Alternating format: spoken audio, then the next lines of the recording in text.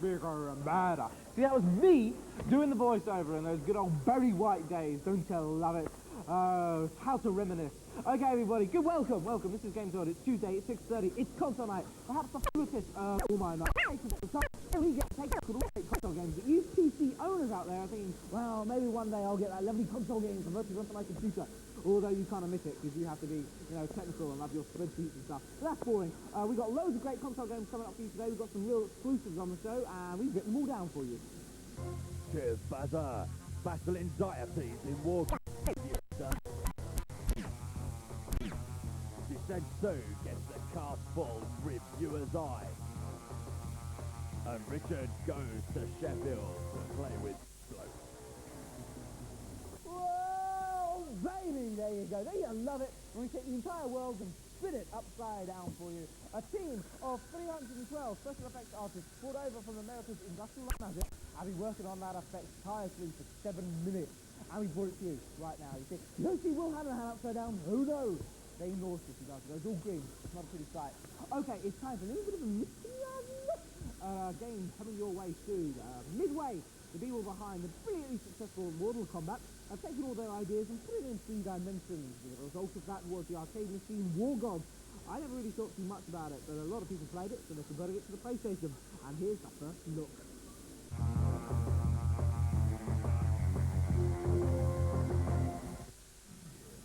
It's hard to believe, I know, but being a god is actually quite dull and monotonous.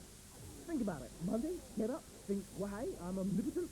Tuesday, get up, think, well, hey, I'm still omnipotent, and so on and so forth. Eventually, all those bored gods have the same idea at the same time. I know, I'm gonna beat all the other gods into a rather bloody pulp. Which then is the basic premise behind Midway's new polygon-bounder War Gods. Pick a god, any god. How about Voodoo, the skeletal Cajun deity? Magic Wand Trick's a speciality. Or perhaps Anubis, a slightly older model, worshipped since time began as the dog-headed god of death. Well, you get the picture. Each character has his own special moves, spells, and yes, our old friend the Fatality is back as well. When the title debuted in the arcades, it was seen as a successor to the mighty Mortal Kombat. Only a successful console conversion will ensure that it truly inherits that particularly bloody legacy. War Gods has absolutely nothing to do with General Schwarzkopf or Francis Ford Coppola. Probably don't understand that guy. Go and ask your mum and dad, they'll tell you. Alright, it's time for the review. Captain Henderson has been delving into his big bumper bag this week, and I tell you, he's brought out a couple of goodies to show off to the nation. We've got the sequel to the highly successful Descent 2 on the PlayStation, and long-time viewers of Games World will remember we did a preview a while back of Jonah Lumi's Rugby for the PlayStation. Well, it seems for this, it's been polished up and it's been brought out for you, kind viewer. So, enjoy!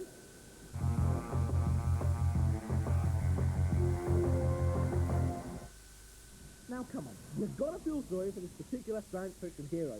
He must be beginning to feel like a right yo-yo by now.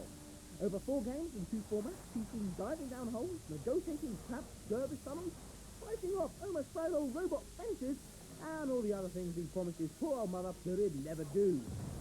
The Descent formula is well established by now, and so this sequel bears close resemblance to the PC version we've all been sweating over for the past few months. You'll have one guide in the subterranean maze, and that's the lone hover guide that'll lead you from chamber to chamber in search of the central reactor that it is your task to destroy. Once the reactor's down, the countdown begins. If you don't reach the open sky before the final grain of sand has disappeared, then you'll have a damn sight more to worry about than bumping your head, I can tell you. Now, I was a big fan of this game on the PC. It was a lot better than I initially thought it was. It was very fast, it was very playable, and with little details like the little robot that guides you around each subterranean level, it was great fun.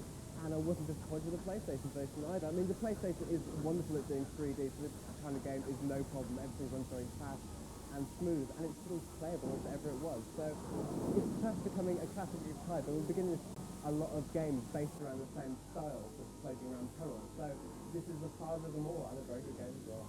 When you see Descent 2 Reset, because that's what this game has in abundance, there is so much to it. The levels are absolutely gigantic. You have to fly around and do all your things, but each level will take you a considerable amount of time to actually complete, and that's a big bonus, because so many PlayStation games at the moment are just like flash in the pan.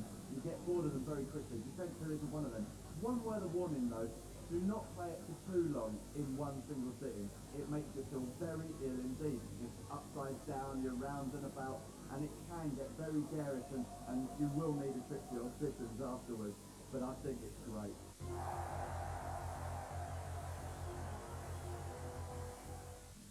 And of all sportsmen, rugby union players can surely afford to have silly names.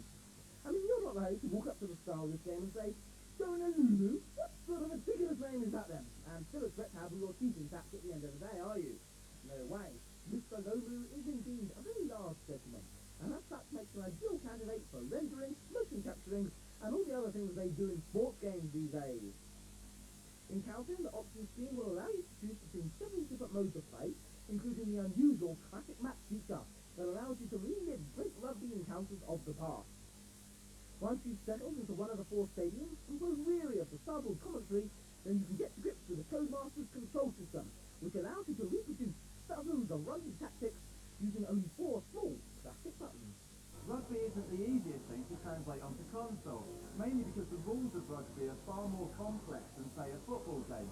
But this really works, because what they haven't lost in the translation of the rules of the game is the speed of the whole thing, and the very look of it. It's very much like an EA game, if you like, because it's all 3D motion captures, and the stadium rotates, and you've got different camera angles.